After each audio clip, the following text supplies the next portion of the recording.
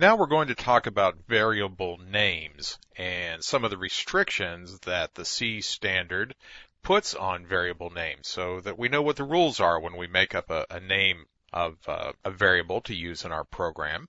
You make these variables, as you probably figure out. I'm sure you have a little bit of knowledge of programming by this time. We make these variables so that we can store things in them, like a name or an address or a zip code or a billing amount or something like that. So when you make a variable name, you of course want to try to make it so that it reminds you of what's in there, of what you're using the thing for. Some of the restrictions, though, we see that our first character must be a letter. Variable names in the C programming language are case sensitive. The standard calls for the first 63 characters to be significant and the first 31 for external names, for example, function names.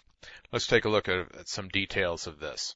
Variable names starting with an alpha. There you can see that the character array that we have, which is going to be a bunch of characters put together, we haven't said how big yet because there's nothing inside those little square brackets.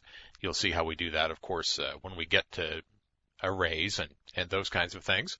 But we care about the first name right now, talking about variable names. So there we have a character first name. That's just fine. It starts with an alpha.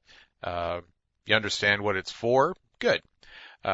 Character first name with a 1, though. Can't do that. The compiler will complain about that, and it will error out on you because you cannot start a variable with a number.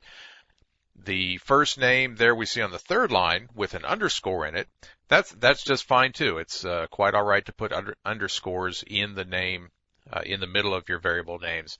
And it helps you kind of break things up if you have to put several different words together to properly describe the variable name.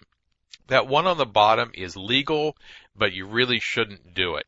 You definitely cannot use, you do not want to use, I should say, 2 underscores at the beginning of a variable. The C++ language defines that.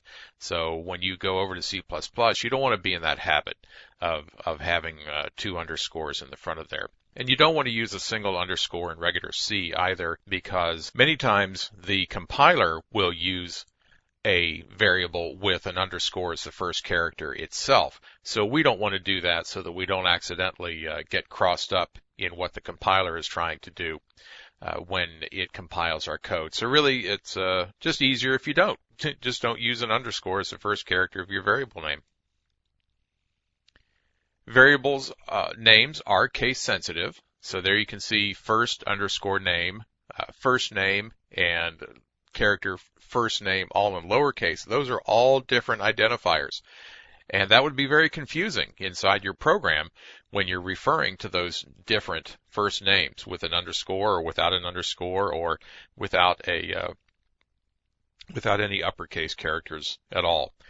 Those are all different to the language, and they would all be different locations in memory, and that would be a problem just for us trying to figure out what's going on in the program. By tradition, we use all uppercase or all caps for constants. There you see a constant getting created. As we look at the preprocessor, we'll talk more about pound include, and here you see pound define. Here we're defining the letters P and I, or pi, as the value 3.14159, and you can extend that out a bit if you like. But we use that all caps because then when you're looking through the program and you see an item that is in all uppercase, you can figure that that's a constant and you don't accidentally try to set it to some other value or try to do something with it that would be illegal for a constant. That's our tradition for naming constants. When you're creating a variable name, the first 63 characters of the name are significant. By the standards and the rules, if you had a 64, 65, whatever character variable name, you're not guaranteed for that to be unique, and the compiler is allowed to complain about it. In reality, though, today's compilers, for example, our Microsoft C compiler that we're using, it will go out 2,048 significant characters. If you have a variable name that is 2,048 characters, you need to start your programming career over again because there are other issues involved. So as far as the standard is concerned, 63 characters count, but there's really many more. When you're creating a function name, because functions can be in different files and they can be brought together by the linker, only 31 characters are guaranteed for an external name, a function name, or the name of a variable that is available to other pieces of code outside our file. Because remember that a C program can be made up of a bunch of different C source files, and all of them are compiled into object code, and then all of that object code is linked. So when one piece of object code refers to a function that's in a different piece of object code, it calls it by name. And those names are only guaranteed to be 31 valid characters long.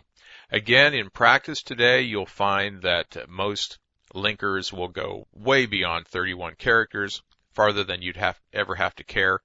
Should you ever get into a programming environment, though, creating embedded code, the kind of code that would go inside a calculator or some piece of machinery or a car or something like that, that operates a piece of machinery, that's called embedded programming. Sometimes those function names will be smaller because they're dealing with limited amounts of room, limited space in the tiny computer that they're working with that's embedded in some appliance or a small palm top product, something like that. So there we see that we have some limitations by the standard, but in all reality, it doesn't really come through as being much of a limitation for us anymore. All right, let's go on to the next section.